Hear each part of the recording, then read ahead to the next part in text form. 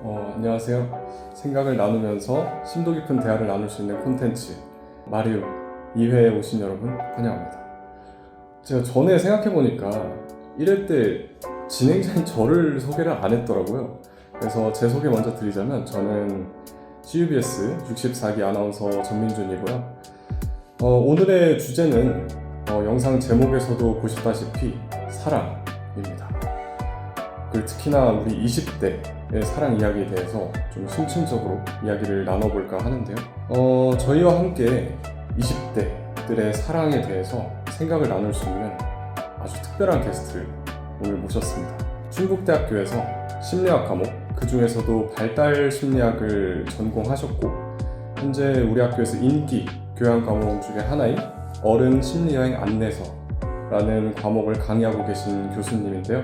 그래서 오늘의 주제는 심리학과 교수님께서 말씀해주시는 20대의 사랑입니다. 그러면 충북대학교 심리학과 이세별 교수님을 모셔보겠습니다. 안녕하세요. 네, 안녕하세요. 교수님, 네. 와주셔서 감사하고 간단하게 자기소개 먼저 해주시면 감사하겠습니다. 자기소개 다 해주신 것 같은데. 네. 이세별입니다. 여러분, 심리학과에서 지금 전공으로는 제가 발달 심리학이랑 발달 정신병리학이라고 하는 걸 가르치고 있고요. 그리고 교양으로 이제 어른 심리 여행 안내서라는 굉장히 특이한 제목의 강의를 하고 있고요. 이 강의 같은 경우는 어떻게 보면 약간 잔소리 강의예요. 잔소리. 40대 선배가 20대 후배들에게 내가 이거를 그때 알았으면 좋았을 텐데 하는 것들에 대한 잔소리? 인기 강의라고 하셨지만 어쩔 때는 사람이 많기도 하고 어쩔 때는 적기도 하고 이런 강의를 하고 있습니다.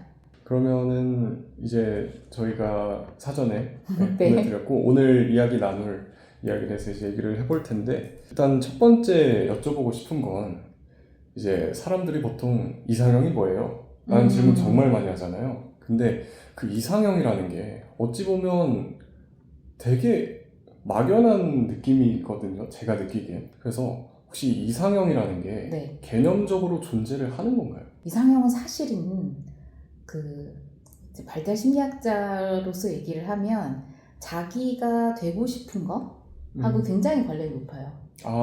그러니까 사실은 어떤 사람은 이상형이 있기도 하고 어떤 사람은 이상형이 없기도 하잖아요. 네. 그거는 약간 그거랑 똑같은 것 같아요. 내가 되고자 하는 모습이 확실한 사람이 있고 내가 가고 싶은 방향은 있지만 그 방향에 대한 구체적인 상이 없는 사람들 있잖아요. 네. 그거랑 되게 비슷해요. 네, 그래서 사실은 이제 몇몇 심리학자들은 사실 이상형이라고 하는 게 자기 자신이 가장 되고 싶은 모습이 아니냐. 그러니까 어떤 연애에서 이상형도 뭐 그렇게 얘기를 하고 있고요. 그래서 이상형의 구체적으로 존재하냐 그거는 너무나 식상한 말일지 모르겠는데 사람마다 다르다라는 거. 근데 한 가지 확실하게 얘기할 수 있는 건 그 사람의 이상형과 그 사람이 실제 사귀는 사람, 실제 결혼한 사람은 전 세계적으로 별로 일치하지 않아요. 네. 그거는 과학적으로 사실입니다. 그렇군요. 네, 그래서 이상형이 무엇인가에 대해서는 아직 논의가 좀 분분하지만 약간 사담으로 저의 이상형은 예쁜 남자였어요. 예쁜 남자. 예쁜 남자. 되게 예쁘게 생긴 남자. 그렇죠. 네, 네. 꽃미남. 그러니까 이렇게 약간 남성답게 생겼다기보다는 이렇게 오밀조밀 예쁘게 생긴 남자. 그래서 제가 이 이상형 관련한 질문을 받고 이제 이상형이 심리학적으로 존재하는가 막 이런 걸 찾아보다가 자기가 되고 싶은 아이디어란 모습인 걸 보고서는 내가 그래서 예쁜 남자가 좋았나 보다 라는 생각을 했어요. 왜냐면 나는 정말 어렸을 때 여동생이 너무너무 예뻐서 나도 저렇게 좀 예쁘게 좀 나와주지 엄마 막 이러면서 그런 농담을 했던 왜 그런 거 있잖아. 항상 자매들 사이에서는 질투도 있고 그렇군요. 그리고 그렇게 볼 수 있겠네 라면서 난 되게 인터뷰의 질문을 계기로 생각하게 됐었죠. 근데 말씀 듣고 보니까 되게 생각지도 못했어요. 왜냐하면 이상형이라는 건 내가 만나고 싶은 사람, 그러니까 내가 연인이 되고 싶은 사람인데 그 사람이 결국엔 내가 되고 싶은 모습을 투영한 사람이다. 그러니까 이거를 살면서 생각을 해본 적이 없거든요. 근데 실제로 발달 심리학에서 이제 발달 심리학은 인간의 변화에 대해서 연구를 하거든요. 인간 행동에 대해서 과학적으로 연구하는 게 심리학이라면 발달 심리학은 인간 행동의 변화를 과학적으로 연구를 해요. 행동의 변화. 네. 그런데 20대에 일어나는 큰 변화가 뭐냐면 네. 아마 10대 한 중반부터, 그러니까 청소년기부터 20대까지 일어나는 큰 변화, 우리는 발달과업이라고 부르는데 그게 자기 정체성 확립이거든요. 그럼 자기 정체성 확립에 가장 크게 기여하는 게 연애예요. 네, 연애를 하는 과정을 통해서 뭘 하는 거냐? 파트너를 찾으면서 나는 어떤 사람을 좋아하지? 라는 걸 알아가는 게 나에 대해 알아가는 거예요. 그러니까 여러분들 자기 정체성 하면 아마 중고등학교 때 그냥 윤리 시간인가요? 그런데 배우나? 그냥 나는 누구인가? 라고 하잖아요. 네. 나는 누구인가라는 질문 속에 굉장히 큰 게 나랑 잘 맞는 사람은 누구지? 나는 어떤 사람에게 매력을 느끼지? 나는 어떤 사람에게 내 이런 에너지, 심리적인 에너지를 투자해서 관계를 하고 싶지? 알아가는 거거든요. 그런 면에서 보면 이상형이 나의 이상적인 자아상의 투영이다? 뭐 맞는 말인 것 같아요. 아, 그렇네요. 그러니까 상대방으로부터 내가 원하는 모습을 얻어가고, 그러니까 그러면서 사랑도 하고 하면서, 그러니까 그런 거라면, 진짜 이해가 되네요. 이상형이라는 게, 그렇게 되면, 이제 이상형이라는 건 결국 내가 만나고 싶은 사람이잖아요. 근데 만난다는 건 결국 사랑하고 싶다는 건데, 사랑을 하기 위해선 누군가를 좋아해야 되잖아요. 그렇죠. 그죠? 네. 근데 누군가를 좋아하는 마음, 그러니까 연애 감정이라는 게 어떻게 생기는 건지 조금 설명이 가능할까요? 심리학적으로나 발달 심리학적으로나. 사실 사랑은 굉장히 많은 심리학자들에게 매력적인 주제이고요. 그래서 발달 심리학자들뿐만 아니라 사회 심리학자, 인지 심리학자, 정말 심지어 두뇌를 연구하는 신경과학자들까지도 이 사랑에 대해서 연구를 하고 있어요. 네. 그래서 여러 가지 이야기가 있습니다. 일단은 어떻게 사랑이 시작되는가 있을 때 이제 가장 유명한 이론 중에 하나는요, 자주 보이는 사람이에요. 자주 보이는 사람. 근접성. 이게 이제 여러 가지들 얘기하겠지만 굉장히 처음 사랑이 시작되는. 그래서 미국에서도 그렇고 이제 여러 나라에서 연구를 했는데 결혼한 커플들이 실제로 얼마나 가까이서 살았냐, 자랐냐 이걸 보면 굉장히 이게 높다는 걸 알 수 있어요. 연관성이 있다. 네. 그래서 그러면 도대체 왜 가까운 사람, 물리적으로 가까이 사는 사람을 좋아하는 건가에 대한 또 연구를 했겠잖아요. 그래서 왜냐면 우리는 이제 메커니즘이 궁금하니까. 네. 단순 노출 효과라고 하는 게 있어요. 단순 노출 효과. 네, 단순 노출 효과. 이거는 뭐냐면 우리는 그냥 본 거를 좋아한다는 거예요. 안 본 것보다는. 그리고 자주 본 거를 덜 자주 본 것보다는 더 좋아한다는 거고. 이거는 사람들에 대해서만 뿐만이 아니고요. 우리 한글이 요즘은 K문화가 너무나 인기지만 그 이전에는 한글을 보면 이제 미국 사람들 이게 무슨 글자야 싶잖아요. 네. 우리가 마치 무슨 글자를 본다고 할까요? 저 얼마 전에 태국 갔을 때 태국 글자 굉장히 신기하더라고요. 그렇죠. 네, 전혀 알 수가 없잖아요. 네. 그런데 그런 글자를 뭐 예를 들어서 태국 글자 한 30개를 어떤 사람들 계속 보여줘요. 그 다음에 안 보여준 글자랑 보여줬던 글자 30개를 섞어가지고 하나씩 보여주면서 어떤 게 더 좋니? 라고 물어보면 자기는 기억도 못하는 아까 봤던 태국 글자를 고르는 거예요. 어쨌든 한 번 이상 봤으니까. 그런데 나중에 물어보면 자기가 이거 봤다는 거를 기억도 못해요. 왜냐면 우리가 모르는 글자를 엄청 30개를 봤는데 이거를 구분을 어떻게 하겠어요? 전혀 그냥 이상한 문양들이잖아요. 근데 내가 얼마나 노출되느냐에 따라서 그게 더 좋아진다는 거예요. 그러면 뭐 옛날에 또 그런 얘기 있죠? 10번 찍어 안 나가면 너무 무겁다? 네. 일견 맞는 것 같아요. 근데 문제는 여기서 함정이 하나 있어요. 함정이요? 네. 이 단순 노출 효과가 작동을 하려면 적어도 첫인상이 중립적이어야 돼요. 그러니까 처음부터 약간 불쾌함이 있었던 만남이었다. 그러면 자주 보면 더 싫어집니다. 첫인상이 적어도 중립적이었다. 물론 호감이면 더 좋죠. 네. 저 사람 나쁘지 않네. 그래서 중요한 건요. 여러분 누군가랑 연애를 하고 싶다. 네. 우리 과에 뭐 진학을 했는데 네. 예쁜 혹은 마음에 드는 남학생이 있다. 여학생이 있다. 그러면 일단 자주 보기 전에 나에 대한 반응이 호의적인지 아니면 적어도 싫어하진 않는지 그런 것들을 확인하고 나서는 이제 자주 보여야 되겠죠. 그 친구가 듣는 수업을 같이 듣는다던가 아니면 지나가다가 보이면 꼭 인사를 한다던가 뭐 이런 거가 되겠죠. 그러니까 우연을 가장한 만남을 계속 의도를 해서 의도적으로 호의적인 모습을 알게 모르게 보여야 된다. 호의적인 모습을 보인다기보다는 그 친구와 좋은 시간을 만들어야 돼요. 네. 좋은 자리에서 마주치는 게 좋을 거고요. 근데 아까 얘기했지만 중요한 거는요. 나에 대해서 이미 별로 이렇게 달가워하지 않는다. 네. 그럼 절대 계속 만나면 안 돼요. 그럼 뭐가 돼요? 그때부터는 비호감 넘어서 범죄가 될 수도 있죠. 그쵸. 네. 그쵸. 그거는. 그래서 그 부분들 그렇고요. 그리고 또 아까 왜 단순 노출 효과뿐만이 아니라 또 뭐가 있냐면요. 사람들은 나를 좋아하는 사람을 좋아해요. 그쵸. 네, 대부분. 네. 그래서 상대를 처음에 이렇게 비호감이지 않다면 걔가 더 좋아한다던데? 라는 얘기를 들으면 그때부터 좋아지기 시작합니다. 호의적으로 변할 수 있어요. 중립적이었던 사람조차도. 네.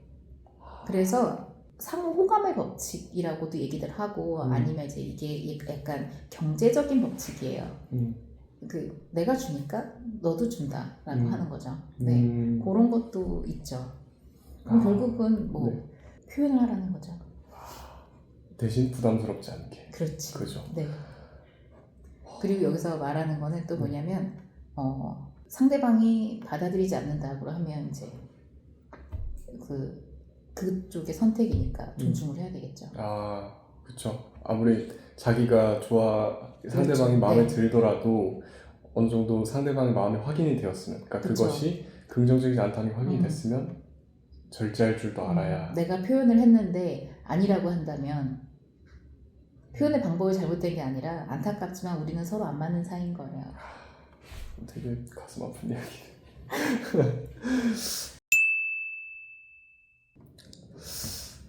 그러면 그런 것도 있잖아요. 좋아하는 사람 앞에서 뚝딱거린다는 말 들어보셨나요? 그건 뭐죠? 그러니까 제가 좋아하는 사람이 제 앞에 있으면 막 어쩔 줄 몰라서 막 갑자기 어색해지는 거예요. 모든 게.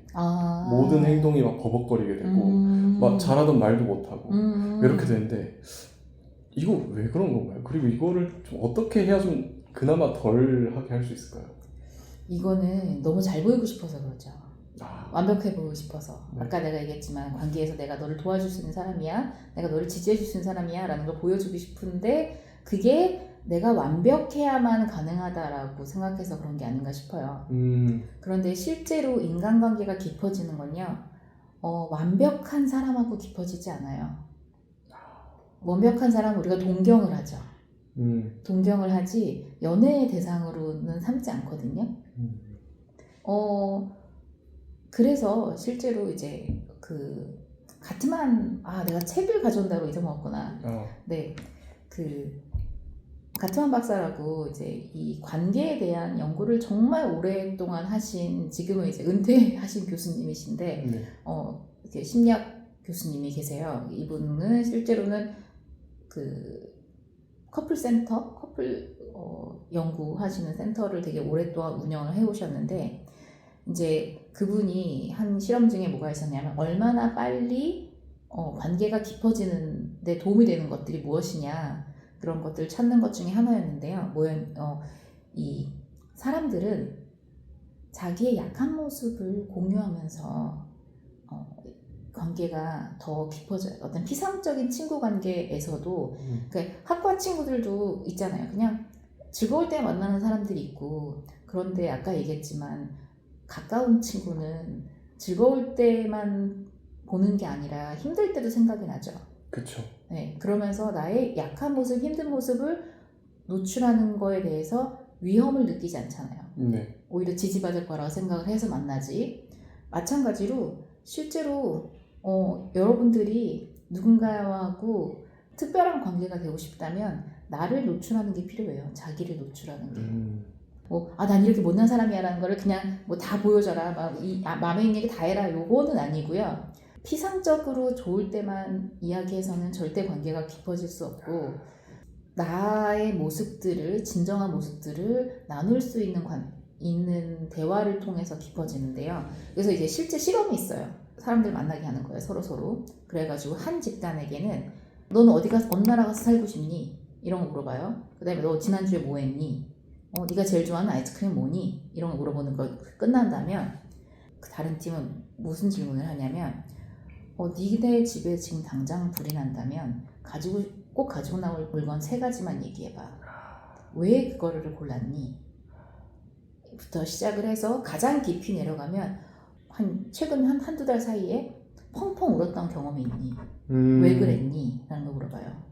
왼쪽의 질문과 오른쪽의 질문은 자기 노출의 정도가 다르거든요. 그렇죠. 네, 새로 만난 사람이에요. 이거는 이 실험을 위해서 그냥 우리가 붙여준 커플이에요. 그런데 남남 커플도 있고 남녀 커플도 있고 있었거든요. 근데 놀라운 거는 이렇게 1시간 반을 딱 대화하고 났는데 자기 노출이 들어갔던 그 팀들이 그렇지 않은, 그러니까 좀 가벼운 질문을 한 팀보다 서로에 대해서 더 많이 알았다고 느끼고 더 가깝다고 느끼고 더 호감을 표현하는 거였어요.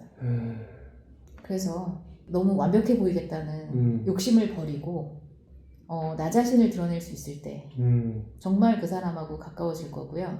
근데 그거를 못하겠다. 그럼 나는 이 사람하고 어떤 관계를 원하는 거지에 대해서 고민을 해보셔야 될 것 같아요. 피상적인 모습을 보이는 것보다는, 그죠?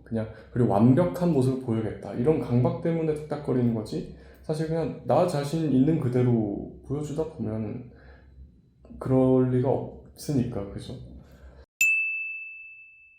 사랑을 하기 위해선 고백, 그러니까 서로의 마음을 확인하는 고백이 필요하잖아요. 그럼 교수님이 생각하시는 그 고백 성공 확률을 네. 그래도 그나마 좀 최대한 높일 수 있는 방법은 뭐라고 좀 생각하시나요? 사실 지금까지 얘기한 것들을 조금 종합해야 될 것 같은데, 일단 먼저 나에 대한 호감도가 있는 사람한테 해야 돼요. 고백은 이제 타이밍이라고 하잖아요. 그 타이밍이 뭐냐면 그냥 분위기를 만든다고 하는, 막 멋진 장소에 가고 날씨가 좋은 날이고 이런 게 아니고요. 저 사람이 나에 대해 가지고 있는 호감도가 무르익었는지를 확인을 해봐야 되는 거죠. 사랑은 타이밍, 고백은 타이밍이라고 하는 그 타이밍은 사실 그거예요. 그러니까 여러분들은 좋은 언어가 있잖아요. 썸. 네. 네. 그 썸이라는 단어가 사실은 그걸 의미한다고 보거든요. 그 나에 대한 호감도가 확인되는 여러 가지 행동들을 해보는 거죠. 저는 우리 남편하고 연애하기 전에 그걸 해봤어요. 분명하게 나에게 호감을 가지고 있는 건 알겠는데 뭔가 행동을 하지 않는 거예요. 그래서 그때 지금도 한 달에 한 번씩 만나는 친구들인데 그 친구들이랑 셋이 모여가지고 도대체 왜 고백을 안 할까 나한테? 어떻게 해야 되지? 이러면서 그래서 그때 했던 게, 그때도 이제 문자를 보낼 수 있었어요. 우리 때도. 네. 그 스마트폰은 아니었지만 문자를 보낼 수 있는 폰이었는데 그때 친구들이 했던 게 그거였어요. 야, 보고 싶다고 해봐. 그래서 정말 보고 싶다라고 문자를 보냈었어요. 그 전에도 같이 둘만 영화도 보러 가고 서점도 가고 이랬었거든요. 그 고백의 타이밍을 주는 거죠. 자, 우리는 썸을 충분히 탔고 이제는 고백할 타이밍이야. 네. 근데도 안 하는 거예요. 근데 물론 그건 있었어요. 지금 자기가 어디 지금 나와 있어서 갈 수가 없다. 이러면서 되게 장문의 문자는 왔었어요. 결국은 목마르서 몸을 파야지. 네, 고백을 직접 했죠. 네. 그 중요한 건 해야 된다는 거예요. 네. 절대로 이렇게 문자로 보고 싶어 이런 모호함으로 가면 안 돼요. 직접적으로 선배한테 관심이 있고, 이거는 그냥 좋은 선배가 아니라 특별한 관계가 되고 싶다.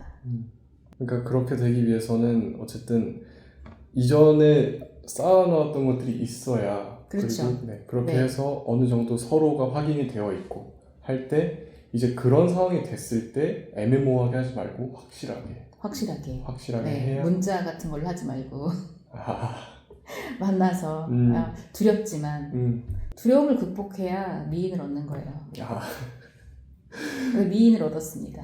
아 그런가요? 축하드립니다.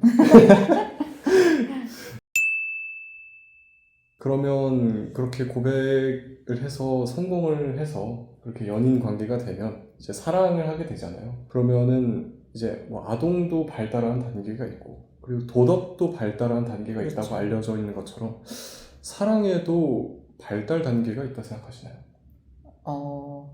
그렇다고 연구자들도 그렇고요.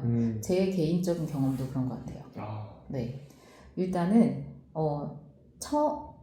이 사랑이라고 하는 게 연인 관계가 이제 오래 간다고 하잖아요. 오래 가면 왜 농담처럼 뭐 이렇게 중년의 부부는 가족이지 뭐 이런 얘기 하잖아요. 네. 이거는 사랑이 없어졌다는 게 아니라 사랑이 모습이 변한 거예요. 유형이. 유형이 변했다. 네. 그러니까 처음에 사랑을 시작할 때는 일종의 성적인 갈망, 성호르몬이 이제 작동을 합니다. 네. 네, 뭐 여러분들 알고 계시는 뭐 테스토스테론이니 이런 것들이 하다가 연애를 시작하는 이제 연애의 시작이 아마도 성적인 그 갈망이 좀 클 거예요. 손도 잡고 싶고 키스도 해봐야 되겠고 이런 것들이 있잖아요. 네. 그러다가 이제 어떤 단계에 접어들냐, 그 사람의 일거수일투족을 알고 싶어요. 네. 그래서 그때부터 이제 또 갈등이 생기죠.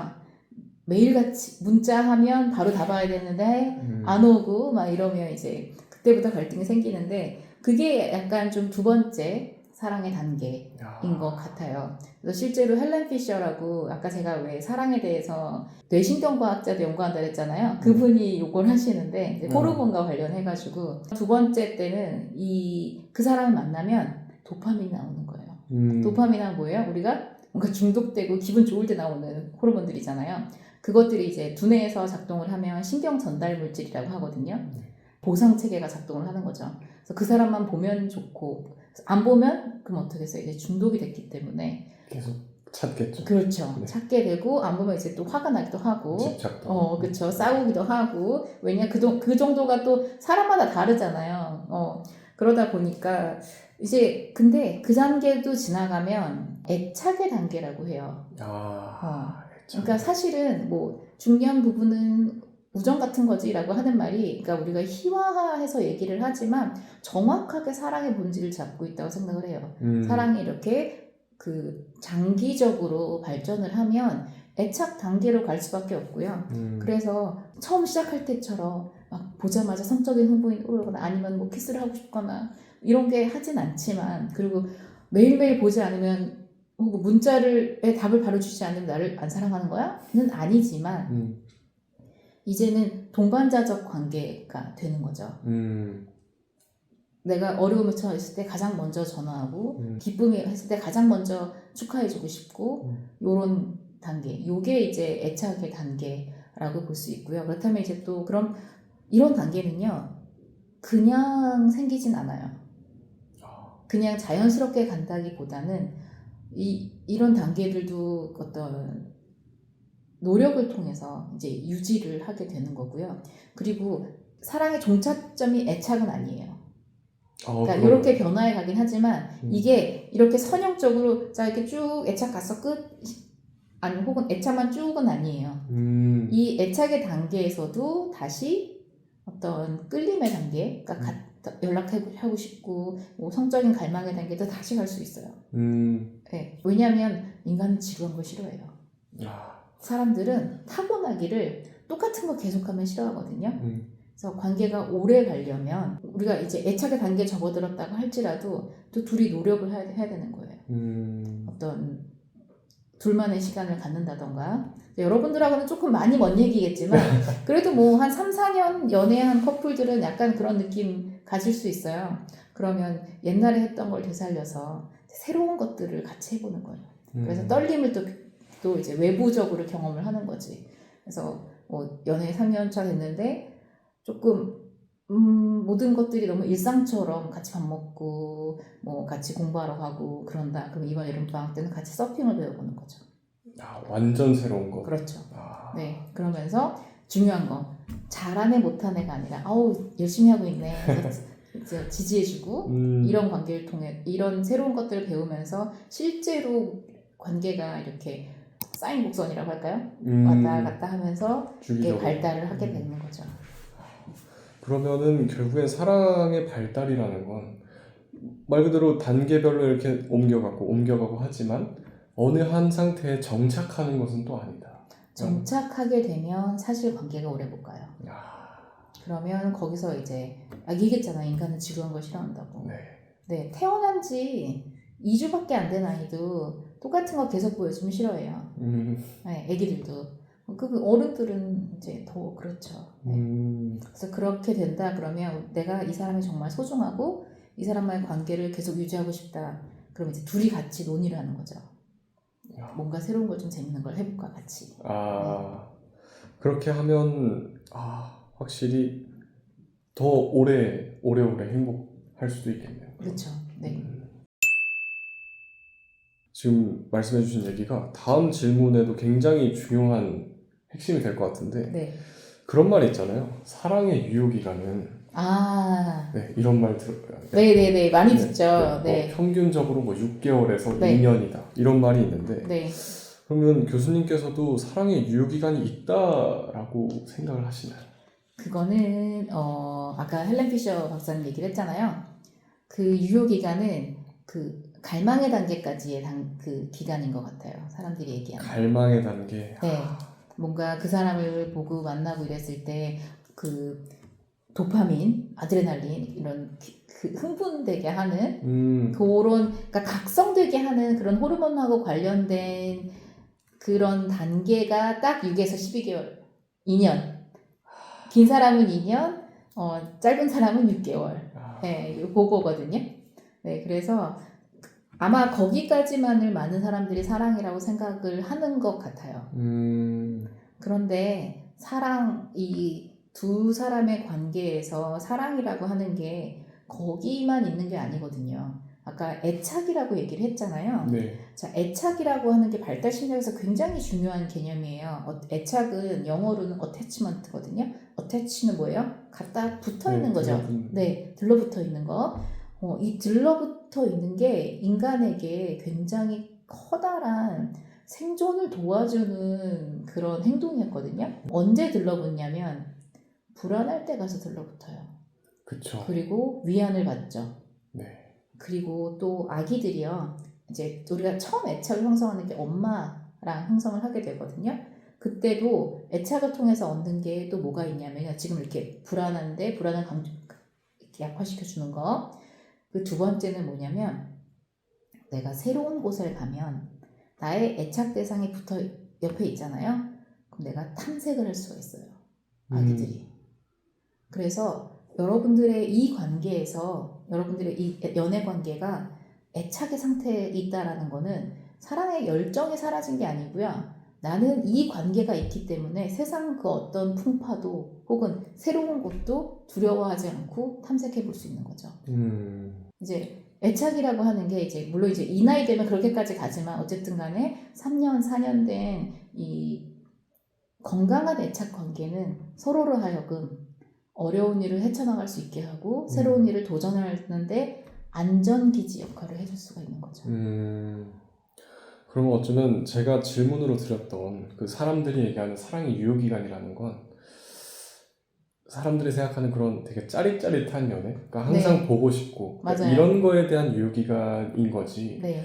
그렇다고 해서 교수님께서 말씀하신 그런 애착의 사랑에는 유효기간이 그렇게 짧은 건 아니다. 네. 그런 말씀이신 거예요. 네. 그리고 이렇게 애착 관계에 있는 사람하고 새로운 곳에 미지의 세계를 같이 탐험하잖아요. 새로 여행지, 좋은 곳 가면 더 즐겁잖아요.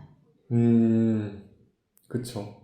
내가 의지하는 사람과 함께하면 더 즐거움을 느낄 수 있고.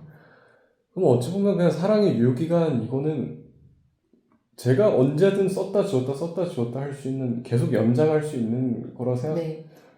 선택이에요. 내가 선택하면 돼요. 마음만 먹으면 언제든 연장할 수 있는. 네. 진짜 그런 것 같아요. 사랑은 유효기간이 있다고들 하지만 본인이 선택한다면, 네. 본인이 그리고 노력한다면, 그리고 상대방이 함께 노력한다면 그 유효기간은 언제든 그쵸. 늘릴 수 있다. 네, 좋은 관계라면, 내가 유지하고 싶은 관계라면. 근데 네. 또 그렇기 때문에요. 건강하지 않은 관계라면 과감하게 나는 이거를 유지하지 않기로 선택하겠어 라고 하는 것도 좋죠. 그것도 건강한 방식이겠네요. 그렇죠. 그리고 새로운 사람을, 더 많은 사람을 찾아볼 수 있는 거죠. 있는 있는 기회가 생기니까. 그렇죠. 그렇게 의지할